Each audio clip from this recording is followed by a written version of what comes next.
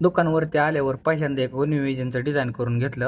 Design final झाली त्याच्यामुळे लगेच प्रिंटिंग करून घेतलं, कारण की गाडीला लगेच त्यांच्या पेस्टिंग करून द्यायचं होतं. प्रिंटिंग आपण 3 पासला मारलंय, -25 इंक लिमिट ठेवली. प्रिंटिंग वाळल्यानंतर लगेच पेस्टिंग करून दिलं. आता विषय काय आहे भावानो, प्रत्येक मशीनला इंक लिमिट ला आहे वेगवेगळी सेटिंग आहे, ते तुम्हाला स्वतः सेट करावं लागेल. त्यानंतर एक पत्रिका आली होती कस्टमर करणं. 2 डिझाईन होत्या, एक 8x6 ची आणि एक 3x8 ची.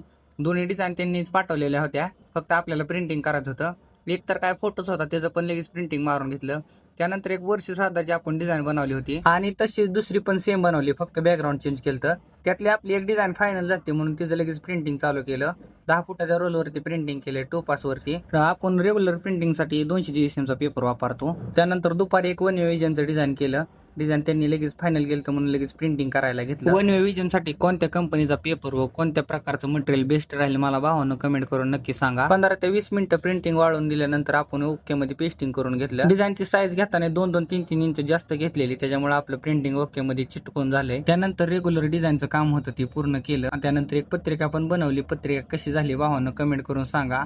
त्यानंतर आपलं प्रिंटिंग सोडून दिलं. गाजा भावानं बनवलेली एक डिझाईन ती पण फायनल झाली, तिचं पण प्रिंटिंग करून घेतलं. बाळूमामांच्या मंदिराचं बॅकग्राऊंडचं एक डिझाईन होतं, ते पण बसवून त्यांचं प्रिंटिंग करून घेतलं. त्यानंतर आपल्याला निखिलने संध्याकाळी वर्ष श्राद्धाच्या 2 डिझाईन दिल्या, त्यांचं पण प्रिंटिंग करून दिलं आणि आजच्या कामाचा शेवट केला. व्हिडिओ कसा वाटला भावांनो कमेंट करून नक्की सांगा आणि फॉलो करायला तेवढं विसरू नका. भेटूया उद्याच्या व्हिडिओत.